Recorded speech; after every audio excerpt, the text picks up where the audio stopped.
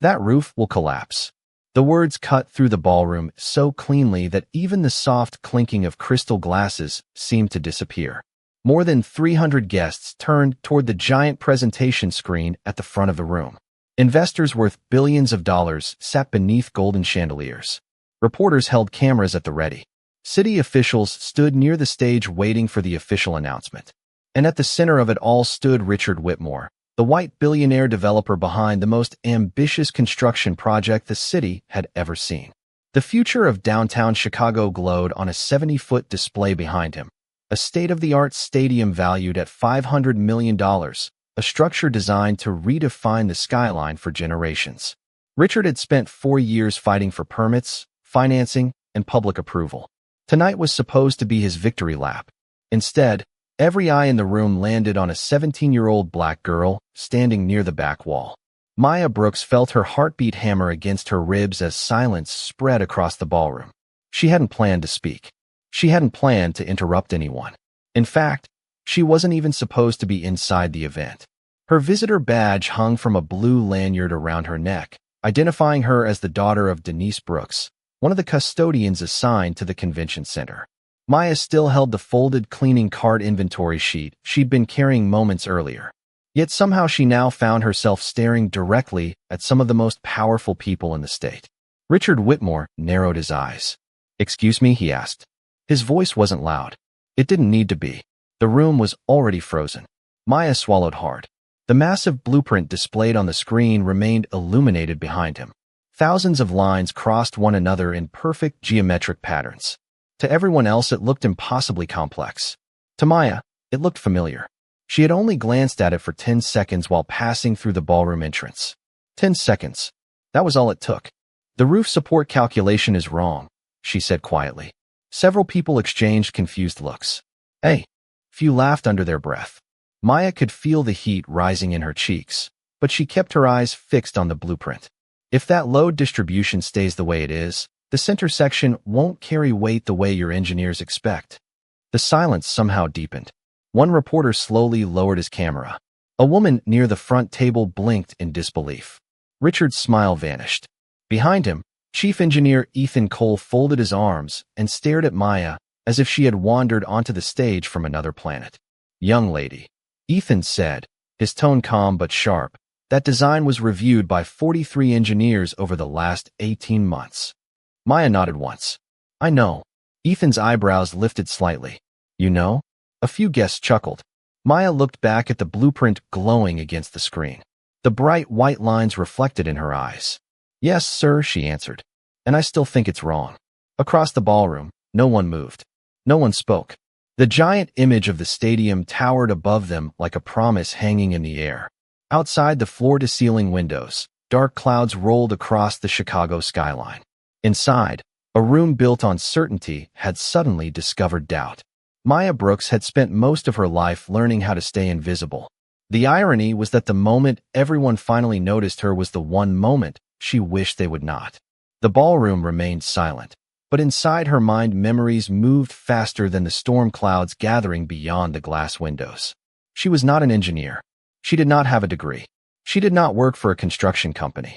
Every person in that room would have considered those facts enough reason to dismiss her. What they could not see was everything that had come before. Maya grew up on the south side of Chicago in a small apartment above an aging grocery store. The building rattled every winter when the wind swept off Lake Michigan. The heating system worked when it felt like working. The elevator had been broken longer than she could remember. Yet while other kids her age filled notebooks with song lyrics or social media trends, Maya filled hers with sketches of bridges, support beams, and building frames. Her fascination had started when she was 8 years old. A retired structural engineer named Walter Jennings lived across the hall from her grandmother. Most people in the neighborhood knew him as the quiet old man who walked with a cane and fed pigeons every morning. Maya knew him as the man who never treated her curiosity like a nuisance. While other adults smiled politely and changed the subject, Walter answered every question she asked. He showed her blueprints. He explained how weight moved through steel. He taught her that every building carried a hidden conversation between gravity and design. Over the years, Maya spent hundreds of afternoons sitting beside his kitchen table, while sunlight fell across stacks of engineering books older than she was. When Walter passed away 3 years earlier, he left her something more valuable than money. He left her his entire collection. Since then, Maya had studied whenever she could. Late at night after homework, early in the morning before school, during weekends while other teenagers gathered at malls or football games. She learned because she loved it, not because anyone expected her to. Her mother Denise often found her asleep at the kitchen table with graph paper stuck to her cheek and a calculator still resting in her hand. Denise worried sometimes, not because Maya worked too hard, but because the world rarely rewarded people for knowledge alone, especially people who looked like them. Denise spent long hours cleaning office buildings so her daughter could have opportunities she never had.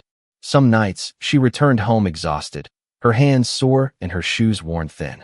Yet she still smiled whenever Maya excitedly explained a new concept she had learned. That was why Maya had come with her mother to the convention center that evening. Denise was covering an extra shift. Maya had finished her homework and tagged along. The event itself meant nothing to her at first. Then she saw the giant blueprint displayed near the entrance while carrying supply forms down a hallway. 10 seconds later, everything changed.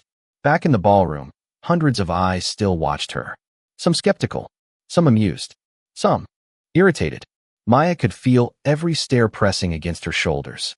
Yet beneath the anxiety was something stronger. The same certainty she felt whenever numbers aligned perfectly on a page. The same certainty Walter had always trusted. The blueprint was wrong. And no matter how important the people in that room were, she could not pretend otherwise. Richard Whitmore did not become one of the most successful developers in America by trusting strangers. For more than 3 decades, he had built a reputation on certainty. He trusted numbers, contracts, projections, and experts. Most importantly, he trusted the people he hired. Standing beside him was Ethan Cole, the chief engineer responsible for the stadium project. Ethan was the kind of man investors immediately believed in. Tall, confident, and always composed, he carried himself with the quiet authority of someone accustomed to being the smartest person in every room. His resume included award-winning structures across the country, from convention centers in Texas to sports arenas in California. Richard had paid millions to secure Ethan's leadership on the project. To Richard, the idea that a teenage girl standing near the back of a ballroom could identify a flaw that Ethan and dozens of engineers had somehow missed sounded impossible. The guests seemed to agree. Murmurs spread through the room like wind moving across tall grass. Some investors exchanged amused smiles. Others looked annoyed that the evening's celebration had been interrupted. Near the front table, several city officials shifted uncomfortably in their seats. They had spent months publicly supporting the project. No one wanted uncertainty introduced tonight. Ethan stepped forward and picked up a wireless presentation remote from the podium. The giant blueprint behind him changed, zooming into the section Maya had referenced. Bright lines and measurements filled the massive screen.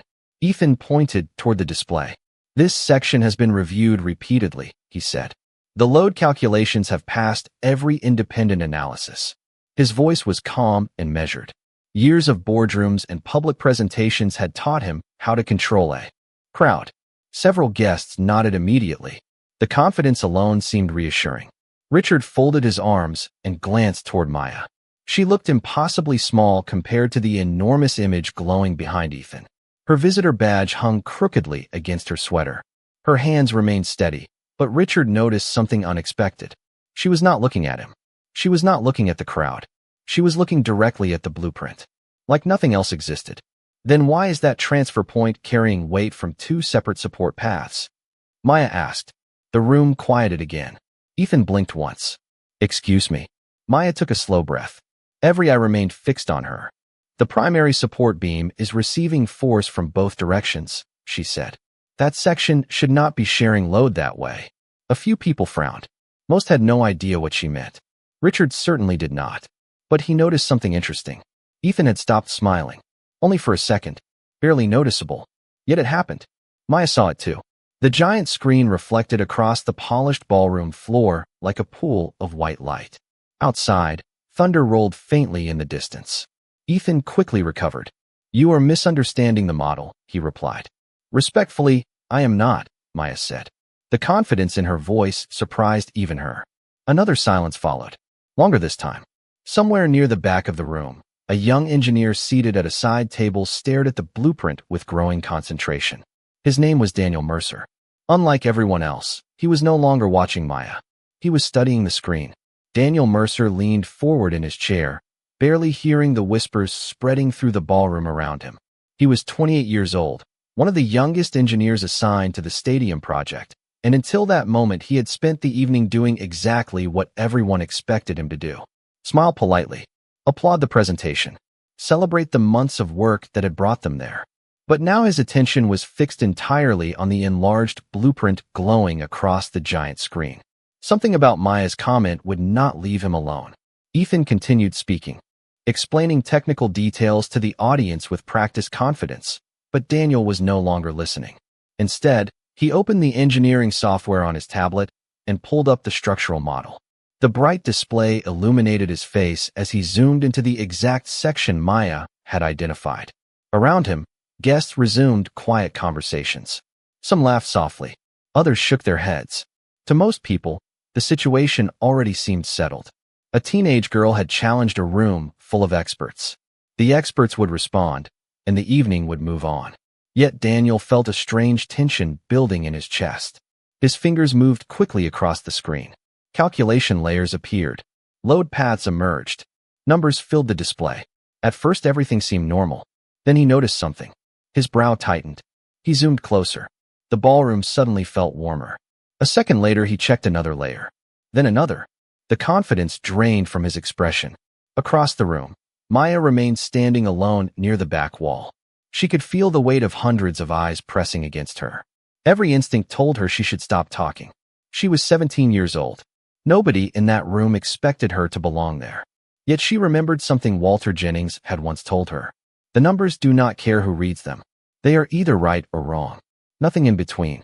Richard Whitmore glanced toward Ethan. Can you explain exactly why she is mistaken? He asked. Ethan smiled politely. Of course. He lifted a laser pointer and highlighted the section in question. The design distributes weight through a secondary support network, he said. That eliminates the issue entirely. Several investors nodded immediately. The explanation sounded reassuring. Professional. Final. Maya looked at the screen again. Except the secondary network is receiving the same transfer load, she said quietly. It is carrying weight twice. A few guests groaned. Others rolled their eyes. Ethan's jaw tightened. That is not how the model works. Maya did not look away. Then why does the support path reconnect here? She asked. She pointed toward a small junction barely visible on the giant display. For the first time, Ethan hesitated. Only a moment. Barely noticeable. But Richard saw it. Daniel saw it too. In fact, Daniel was staring at the exact same junction on his tablet. His pulse quickened. He ran the calculation again. Then a third time. The result did not change. Cold realization settled over him. He slowly looked up from the screen toward the stage. The noise of the ballroom seemed to fade into the distance. Outside, rain began tapping softly against the glass windows. Inside, Daniel felt his stomach drop. Because the girl was not guessing. She was not confused. And she was definitely not imagining things. Daniel stared at the numbers on his tablet as rain traced thin lines down the towering windows of the ballroom. His throat felt dry. He checked the calculations again, then a fourth time. The answer refused to change.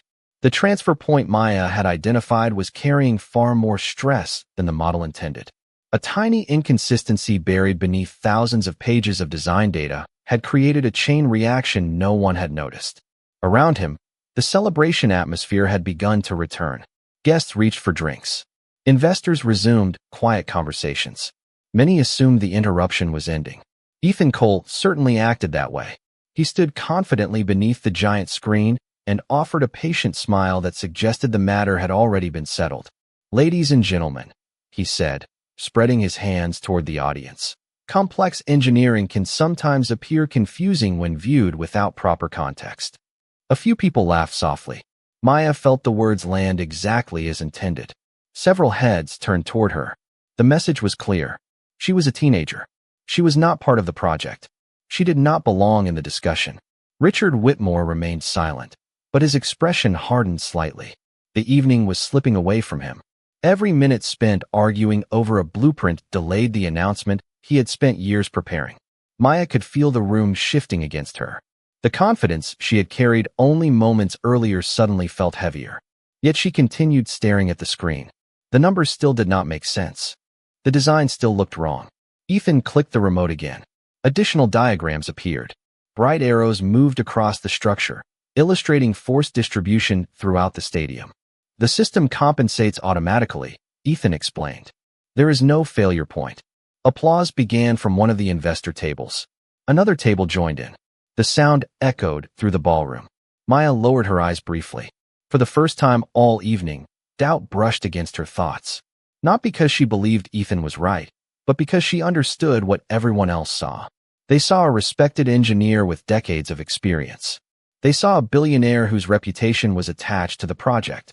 And they saw a black teenage girl wearing a visitor badge. The scales were not balanced. Near the side of the room, Daniel suddenly stood. His chair scraped lightly against the floor. The sound was small, but it pulled several nearby heads in his direction. His heart pounded. Every instinct told him to sit back down. Challenging Ethan Cole in front of investors, reporters, and city officials was not a career-building decision. Yet the numbers on his screen would not leave him alone. Richard noticed him first. "Daniel?" he asked. The young engineer swallowed. Hundreds of faces slowly turned toward him. Ethan's expression tightened almost imperceptibly.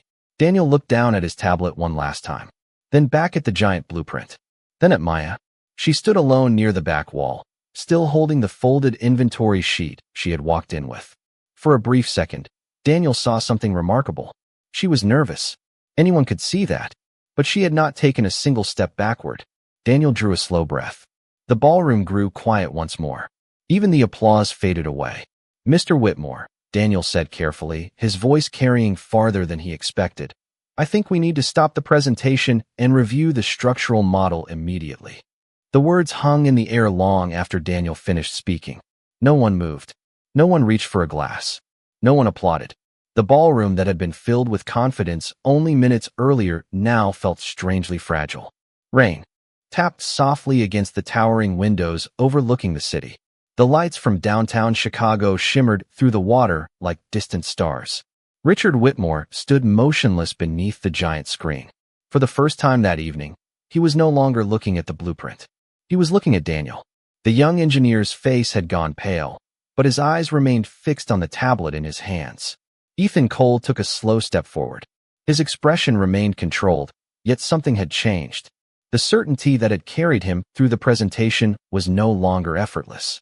"Daniel," Ethan said carefully, "I think you are overreacting." Daniel swallowed. The room listened. "I checked it 4 times, he replied. "The transfer load is doubling back into the support network." A faint murmur spread through the audience. Richard glanced toward the massive screen once more. The bright lines that had represented success all evening suddenly looked different. Not broken, not failed, just uncertain. And uncertainty was something investors feared more than almost anything. Maya remained near the back wall. She had expected resistance. She had expected criticism. What she had not expected was this silence. It felt heavier than the laughter from earlier, heavier than the skeptical looks. Across the room, several engineers had opened laptops. Others were studying tablets. Small groups formed around glowing screens. The celebration had quietly transformed into an investigation. Maya looked down at the folded inventory sheet still resting in her hand. The paper had become soft from the pressure of her grip. Her pulse slowly began to settle. Walter Jennings used to tell her that truth was patient. It did not need to shout. It only needed time. Richard finally exhaled. The sound seemed louder than it should have been. "Stop the presentation," he said. No one argued. The giant promotional video disappeared from the screen. The soaring music faded. In its place remained only the blueprint. Thousands of white lines stretched across a dark background. The room grew dimmer without the celebration graphics. The stadium now looked less like a dream and more like a question, waiting to be answered. Ethan turned toward the display. For several seconds he studied it without speaking. Rain continued falling outside. Somewhere in the ballroom a coffee cup was set quietly onto a table. The small sound echoed through the silence. Maya watched Ethan's reflection in the screen. For the first time all evening, he seemed completely alone. Not a celebrated engineer. Not a respected expert. Just a man searching for an answer. Richard slowly loosened his tie. The movement was subtle, but those who knew him understood its meaning. He was worried. Hundreds of millions of dollars. Years of planning. Thousands of future jobs. Everything connected to this project now balanced on a handful of calculations. Maya looked out toward the city lights beyond the glass. The storm clouds drifted across the skyline. She felt strangely calm. Whatever happened next was no longer about her. It was about the numbers. And deep down, she already knew what those numbers were going to reveal. The answer arrived quietly. There was no dramatic alarm, no flashing warning, no sudden announcement. Just a growing stillness spreading across the ballroom as more engineers reached the same conclusion. One by one, screens illuminated throughout the room. Calculations were rerun. Models were examined. Assumptions were challenged. And every path led back to the same place. The junction Maya had identified. Daniel Mercer felt a chill run through him despite the warmth of the ballroom. He looked up from his tablet and met the eyes of another engineer across the room. The man gave a barely visible nod. Then another engineer did the same. The pattern repeated. Richard Whitmore noticed it immediately. Years in business had taught him how to read a room. The confidence that had surrounded the project all evening was gone. In its place stood something far more powerful. Reality. Ethan Cole remained near the giant display, staring at the blueprint that had once seemed flawless. His fingers moved across a tablet. He adjusted variables, ran simulations, checked assumptions. The results appeared within seconds. His jaw tightened. He tried again. The numbers did not change. A support path that should have carried a specific load was receiving significantly more stress than intended. Under normal conditions, the structure would perform exactly as designed. But under extreme weather conditions, the margin of safety narrowed dramatically. The flaw was not obvious. It was buried beneath layers of calculations and interconnected systems. That was precisely why no one had noticed it. Richard slowly approached the screen. "How serious is it?" he asked. No one answered immediately. The hesitation itself felt like an answer. Finally, Daniel cleared his throat. If the design had moved forward unchanged, the risk would have remained hidden until construction was completed. Richard looked at him carefully. And after that, Daniel glanced toward the calculations displayed on his tablet. The stadium would still stand, most likely for years. But the structural reserve capacity during severe weather events would be significantly lower than projected. The room fell silent. Investors exchanged uneasy looks. Reporters stopped taking notes and simply listened. Ethan lowered his tablet. For several seconds he said nothing. Then he exhaled slowly. The sound seemed to carry through the entire ballroom. "She is right," he said. Nobody moved. Nobody even seemed to breathe.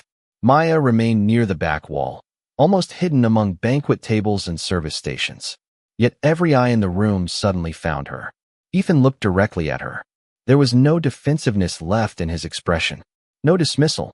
No superiority. Only honesty. "The load path reconnects where it should not," he admitted. "The error is real." A wave of disbelief swept across the audience. Richard turned toward Maya. The 17-year-old girl who had entered the ballroom carrying an inventory sheet now stood at the center of the most important conversation in the building. Rain continued falling outside the glass walls. Inside, the room seemed frozen between two realities. One was the celebration everyone had expected. The other was the truth one person had been brave enough to speak aloud. And in that moment, the truth won. For several long seconds, nobody spoke. The rain outside continued its steady rhythm against the glass, but inside the ballroom the silence felt deeper than any sound. Richard Whitmore slowly walked away from the stage and toward the back of the room. Expensive shoes crossed polished marble floors. Investors stepped aside. Reporters lowered their cameras. Conversations disappeared before they even began. Maya watched him approach, unsure what came next. She had never imagined being noticed by someone like Richard Whitmore, let alone becoming the center of his attention. Yet here he was, stopping only a few feet away. The billionaire looked older than he had an hour earlier. Not weaker, just humbled. His eyes briefly moved to the folded inventory sheet still resting in Maya's hand. Then he looked directly at her. "You saved us from making a very expensive mistake," he said. The words echoed through the room. No microphone was needed.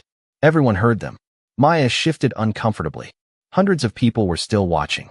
"I was only looking at the numbers," she replied softly. Richard gave a small nod. Most people only look at what they expect to see. Nearby, Ethan Cole stepped away from the giant screen. The chief engineer who had spent the evening defending the design now seemed unusually quiet. He approached Maya slowly. The crowd parted once again. For a moment, Maya remembered the laughter from earlier, the dismissive looks, the certainty that she did not belong. Yet Ethan's expression held none of that now. "I owe you an apology," he said. The room became even quieter. "I assumed your conclusion was impossible before I examined your reasoning. That was my mistake." Maya blinked. She had expected arguments. She had expected excuses. She had not expected honesty. Ethan extended his hand. "Engineering is supposed to be about truth," he continued. "And tonight you respected that principle better than I did." Maya hesitated only briefly before shaking his hand. The gesture was simple, but something shifted across the ballroom. The tension that had filled the room all evening began to loosen. Daniel Mercer smiled for the first time in hours. Several engineers exchanged thoughtful glances. A few even nodded toward Maya with genuine respect. Richard turned toward the audience. "The project will be paused until every calculation is independently reviewed," he announced. Surprisingly, nobody objected. The investors who had arrived expecting celebration now understood what had truly been protected. Not just money, trust, reputation, safety. Richard looked back at Maya. "How old are you?" 17. A ripple of surprise moved through the crowd. Richard smiled faintly. "And what are your plans after high school?" Maya glanced down. "I was hoping to study engineering someday." Richard looked toward Ethan, then Daniel, then back at Maya. "Someday might arrive sooner than you think." The city lights shimmered through the rain behind them. For the first time all evening, Maya allowed herself a small smile. Not because she had proven anyone wrong. Not because powerful people were finally listening. But because the numbers had told the truth. And this time, the truth had been heard. 1 year later, the morning air carried the crisp scent of autumn across the campus of Illinois Institute of Technology. Golden leaves drifted along the walkways as students hurried between buildings with backpacks slung over their shoulders and coffee cups warming their hands. Maya Brooks walked among them quietly, her notebook tucked beneath one arm. The sunlight reflected off the glass walls of the engineering center ahead, painting ribbons of gold across the pavement. So much had changed since that rainy night in the ballroom. The stadium project had been redesigned, reviewed, and approved with the corrected calculations in place. Construction had moved forward safely. The revised structure now rose above the Chicago skyline, its steel framework catching the morning sun like a beacon visible for miles. Richard Whitmore had honored every promise he made. A scholarship covered Maya's education. Ethan Cole had become one of her strongest mentors, often reminding young engineers that expertise meant nothing without humility. Daniel Mercer still sent occasional messages asking her opinion on difficult design problems. Yet none of those things were what occupied Maya's thoughts as she crossed the campus. She was thinking about Walter Jennings, the old engineer who had once sat beside a kitchen window teaching a curious little girl how buildings carried weight. She wished he could have seen this. As she entered the engineering center, students moved around her in every direction. Some recognized her. Most did not. And Maya preferred it that way. She stopped briefly beside a large display case near the entrance. Inside stood a detailed scale model of the completed stadium. Tiny support beams stretched beneath the roof. Every connection had been carefully recreated. A small plaque rested at the base. It listed the project team, the design revisions, and the date construction had begun. Maya studied it quietly. There was no mention of her name. No photograph. No dramatic story. Just a structure built correctly because someone had been willing to speak when remaining silent would have been easier. A faint smile touched her face. Then she continued walking. Through the tall windows, she could see the city beyond the campus. The stadium stood in the distance beneath a bright blue sky. Traffic moved through the streets. People hurried to work. Life continued. The world had not changed because a teenager discovered an error in a blueprint. But for a handful of people, something important had changed. They had learned that truth could come from unexpected places. They had learned that wisdom was not measured by titles or wealth. And they had learned that listening sometimes mattered more than speaking. Maya reached the end of the hallway and pushed open the door to her classroom. Warm sunlight spilled across rows of empty desks. She stepped inside, placed her notebook on the front table, and looked once more through the window toward the skyline. The city glowed beneath the morning light. Far away, steel and glass reflected the sun. Maya took a slow breath and sat down. Outside, a gentle breeze moved through the trees. Inside, the room remained perfectly still. And in that quiet moment, there was nothing left to prove.